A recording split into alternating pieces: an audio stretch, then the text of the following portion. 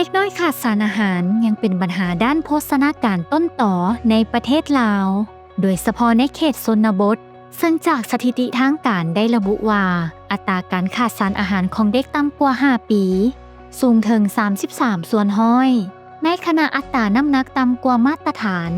มีถึง11ส่วนห้อยแม้นมาจากการขาดเสบียงอาหารที่มีโภชนาการสูงดังนั้นโครงการเคลียร์จึงมีกิจกรรมในการส่งเสริมการเฮ็ดสวนครัวเพื่อสนองเข้าในการแต่งกินให้แม่และเด็ก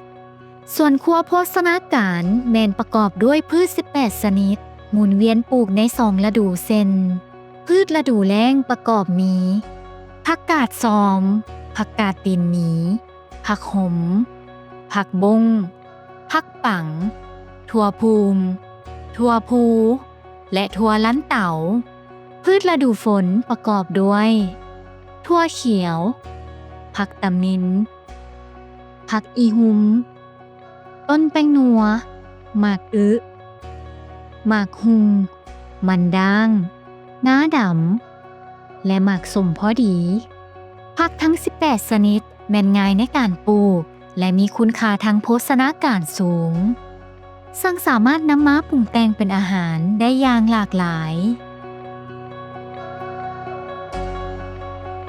น้ำอิดก็เป็นลูกหั่นแหละเข้าแล้ววันนี้เพิ่นไปฝึกอบรมมัน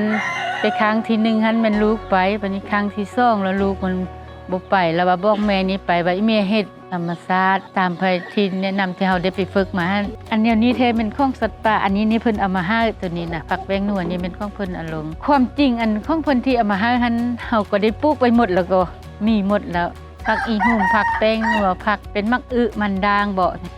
ส่วนหลายเพิ่นก็ว่ามันบำรุงแก่แม่ลูกอ่อนสิมินสูงส่วนที่ว่าโครงการยังบ่ทันมาเนาะเฮายังบ่ฮู้วิธีการปลูกผักการเฮ็ดฝุ่นกันบำรุงผักอย่างต่างๆหั่นน่ะเฮาก็บ่ฮู้เนาะแล้วก็เฮ็ดแบบธรรมชาติแบบพ่อแม่เคยพาเฮ็ดมาหั่นน่ะแต่ว่าหลังอันโครงการมาเฮาก็มีความรู้ขึ้นหลายแล้วก็ปลูกผักก็งามหลายอันหลายแนวผักจะมีผักผักกาดโซมผักกาดตีนมีผักปังผักถั่วลันเต้ามักมักหยังสินะเฮาก็ได้ปลูกหลายๆงามขึ้นกว่าเก่า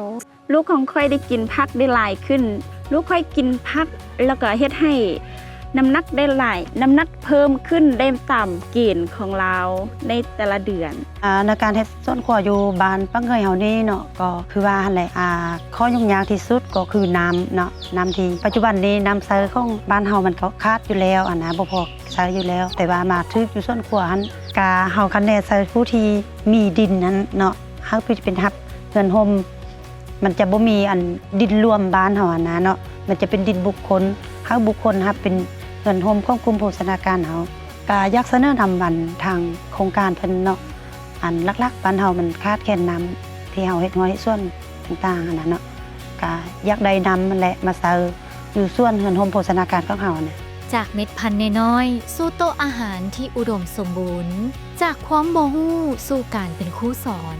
จากครอบครัวที่ขาดโภชนาการสู่ชุมชนที่เข้มแข็งนี่เป็นเรื่องราวความสำเร็จของสวนครัวโภชนาการแขวงอุดมไซ